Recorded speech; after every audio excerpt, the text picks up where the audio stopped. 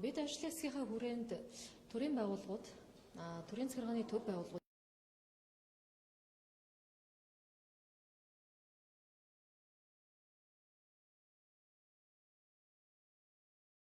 хүн амын өсөлтийг дэмжсэн хүний амьдралын чанарыг сайжруулах чиглэлээр ямар чигүүрэг байгаа юм. Ямар бодлого зорилт дэвшүүлж ажиллаж байгаа, хэн юу хариуцж байгаа гэдэг энэ асуудлыг яамаг энэхийн төвшөнд бол сонссон. За өнгөрсөн өчигдөр болсон ажлын хэсгийн уралдаанаар яг энэ хүн ам зүйн чиглэлээр судалгаа хийж байгаа. За яг энэ чиглэлээр одоо мэргэжсэн бас их цөөхөн хүмүүс манад байна. Эрдэмтэд цөөхөн эрдэмтэд байна. Монгол Улсын их сургууль, за нийслэлийн бодлого судлалын хүрээлэн, за удирдлагын ихтэй гэдэг нэг хэдэн газруудад л яг энэ хүн ам зүйн чиглэлээр мэргэжж байгаа хүмүүс байна л. Тэгээ энэ эрдэмтдээ бид бас сонсож энэ хүмүүсийн маань хийсэн судалгаа, за ялангуяа одоо улсын хэмжээнд нэгтгэсэн том массын хүрээнд тархалтынхаа хүрээ хамралтыг бас нэлийн өргөн хүрээнд авч зохицуулан хийсэн судалгааны ажлууд юу байна? Хувь судлаачийн хувьд, эрдэмтдийн хувьд хийсэн судалгааны ажлууд юу байна? Ямар үр дүн гарч ийн гэдэг дээр за мөн олон улсын туршлага, олон улсын практикийг эрдэмтд маань хэрхэн яаж харьцуулж харж байгаа гэдэг дээр судалгааны үр дүнтэй танилцаж бас санал дүгнэлтийн сонссон. За ингээд ер нь бол бид энэ их хурлын дэргэдэх одоо улсын хурлын даргын захирамжаар байгуулагдсан ажлын хэсэг миний биелэн ажиллаж байна.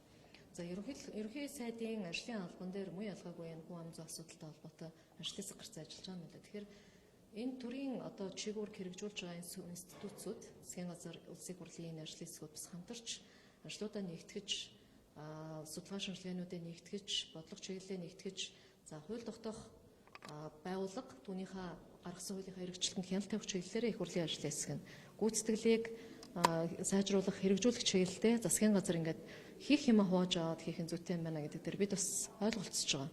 Тэгээ энэ хүрээнд улсын хурлын даргын захирамжаар байгуулагдсан ажлын хэсгийн дээр энэ эрдэмтдийнхаа багаас бүрдсэн дэмжих багийг ажилуулах санал тавиад хамтарч ажиллах саналыг өчтөр бас тавилаа. Тэгэхээр үндсэндээ энэ эрдэмтдийнхаа хийсэн судалгаа шинжилгээнд дээр үндэслэж ээж цаашдын энэ хүн ам зүйн талын бодлогын шийдлүүд, хууль эрх зүйн орчны өөрчлөлтүүд явах ёстой гэж үзэж байгаа. Тэрнээс өнөөдөр бид юу гэдгийг нийгэмд ийм л асуудал яригдаад байгаа учраас энийг л байх ёстой юм байна. Ингэж л үзэх ёстой юм байна гэж ойлгохоос илүүтэй бодит нөхцөл байдлын үнэлгээнд дээрээ суур судалгаануудаа маш сайн хийгээд за яг одоо энэ дээр эрдэмтэд судлаачдын хийсэн энэ судалгаа тооцоон дээр үндэслэж шийдвэр гаргая л гэж байгаа. Тэгээ өчигдөр манай ажлын хэсэг дээр ирж танилцуулсан судалгаанууд дээр за ялангуяа Монгол Улсын их сургуулийн доктор дэд профессор Энхцэг, профессор Болормоо профессор, за Солонгой профессорын танилцуулсан энэ танилцуулга дээр бол ер нь бол одоо энэ хүн амын өсөлтийн хурд бол тэртээ тенденцээр ингээд буурна, хааштай буурна.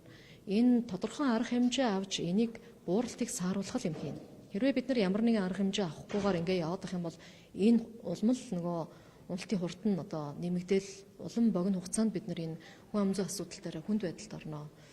Яг энэ хүн амын нийлбэр коэффициент хуучин бол одоо нэг 40 жилийн өмнө бол Монгол Улсын хүн амын нийлбэр коэффициент, төрөлтийн нийлбэр коэффициент бол нэг 6-тай байсан байна. Тэрний юу гэхээр нэг монгол хүн насан туршдаа 6 хүүхэд төрүүлдэг гэсэн үг. Гэтэл өнөөдөр сая 24 оны статистикаар энэ үзүүлэлт 2.5 болоо бүрдсэн байна. Тэгэхээр монгол эмэгтэйчүүд амьдралынхаа туршид 2-3 хүүхэд төрүүлж байна л гэсэн үг. Тэгэхээр энэ төрөлтийн нийлбэр коэффициент буурч байна гэдэг нь өөрөө төрөлтийн хурд тогтсон буурч байна л гэдгийг харуулдаг юм л. Tehát яг энэ нийлбэр коэффициент 2 буюу түүнээс доош орчих юм бол энэ бол эрсдэлтэй одоо хүн ам зүйн бодлого дээр аюул учирч байна гэж дэлхийд хандаа үздэг юм байна. Харин ч бид нар одоо энийг бас энэ хэмжээнд хүрчхээс өмнө за энэ дүнд хэзээ хүрэх үү гэхээр судлаачдын хийсэн тооцоололоор бол 2031-2 он гэхэд бол яг энэ төрөлтийн нийлбэр коэффициент 2-оос доош унах нэ гэдэг ийм тооцооллыг урьдчилсан байдлаар хийж байгаа юм байна.